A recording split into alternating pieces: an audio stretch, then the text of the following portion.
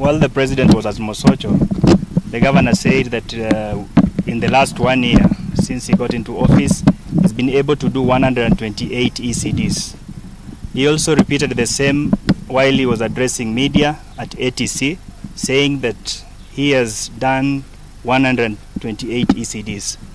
Honorable members of the press, I want to tell you, and I want to outline here, that that is a complete lie. In the last budget, what we had were the completion of ongoing projects. The current budget 2023-2024, we have not implemented any project in terms of ECD. In the last budget, as the governor was saying, which was purported to have had the 128 classes, the money that was there was for completion of projects that had been in the previous budget.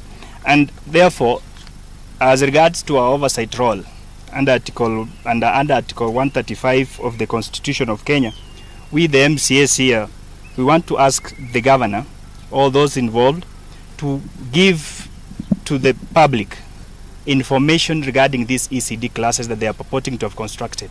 One, we are asking the governor to give the name of the ECDs, where the name of the ECD class, the school, the location of that ECD class, also the ward. Another thing we are asking the governor is the tender advertisement for those ECD classes, the people who tendered for those ECD classes, who was awarded, when the construction began, when the construction ended, and if possible, when the handover was done. I also want to call upon the ESCs and the DCI to investigate this matter, because that is, we are talking about the public money that has, the governor claims to have been spent on projects that we have said that those projects do not exist. On the issue of bursaries, I want to go straight to the record that around 10th of October this year, the governor was heard clearly promising the people of Kisii that we were going to give out the bursaries so that our students who are on in school, secondary schools, to get money. As you know very well, we have levels of poverty that are very high in this region, and we have always been committed as leaders of this region to ensure that we support education so that our students can go to school without much challenges. It is important to know that as the Kisii County Assembly, we have set aside 225 million. That is 5 million every ward. And on top of that, Kitty, the governor has set aside 20 million for his office to top up the bursaries, what he calls the governor's scholarship. I want to be heard, or I want to be, I want to go straight to the record and say that we are urging the governor to stop a lot of shenanigans, to give out the bursary forms as early as now, so that our students, when they go to school next year, they get money in their accounts. We don't get challenges of students being sent home for school fees. And also about the scholarship, we are asking the governor, because this is something we have seen before, that the 20 million scholarship should be, spread equally, equitably across all the 45 wards. Because the needy students in Bokimonge are the same. We have the same needy students in Masimba. So the 20 million must be spread equally across our 45 wards. We have a law on how the bursaries should be distributed through the County Governments Act, the County Bursaries Act that was enacted into law from 2012. We have had the governor giving a lot of threats that he will go to Bokimonge, he will come to Masimba and give out the forms. He need to read the law. It's basic. It's a very small thing. You need to get the act. You don't give just, it's not in the lip. It is something on paper. We must tell the governor, and this is not a request. He should follow the law when it comes to matters of distributing the bursary. It is true that we did allocate money for the road sector, which was amounting for more than 700 million Kenya shillings.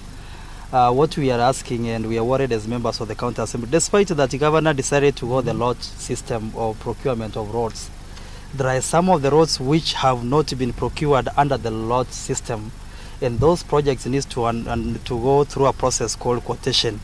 So we are asking governor, because we have already, as members of the County Assembly, identified the sectors in terms of priority and ranked those sectors, and we have ranked roads as an enabler and the first one in the priority of sector or project that needs to be implemented. In fact, as a matter of fact, we have ranked roads as number 1, we have ranked health sector as number 2, we have ranked water as number 3, and we have ranked the education sector as number 4.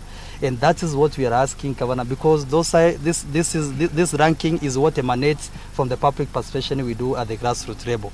Now that road is an enabler and is ranked as number 1 in terms of the priority execution of projects, we are asking, Governor, that those roads that he has not been able to put under the lot system of procurement, they actually be procured under the quotation, and let him not be malicious enough to begin saying that some of the MCAs who do not agree with him on principle in terms of ideologies, their awards are not going to be procured. I think that is called committing a crime, and something as the leaders we will not be able to take lightly. And it's a discussion and a conversation that we intend to have in the coming days.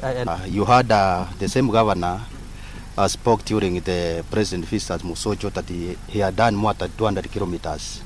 Which is a lie to all of us.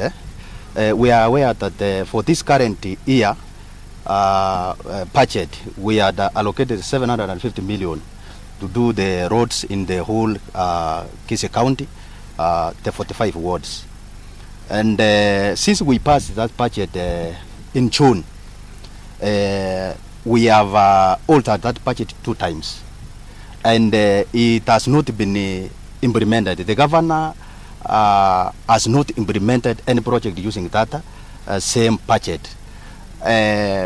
Only that he had procured around 9 under the 9 sub-counties, what we call lotting. That one, I mean that in every sub-county, all roads to be done by one contractor, something that we objected, but he went against our submission.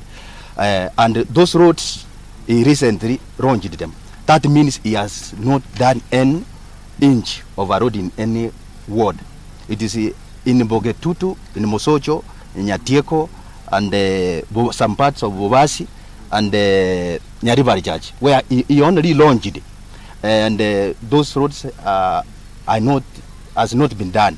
We also heard him say that he has done 2 big markets in the Nyanza region. That's Magena and Maran market. The project that the Ongwae started during his regime under the National Agriculture and Rural Inclusive Growth Project, a project that was being funded by the World Bank. I was the chairman in the Agriculture Department in the last regime, and even this time, only that they whipped me from all the committees.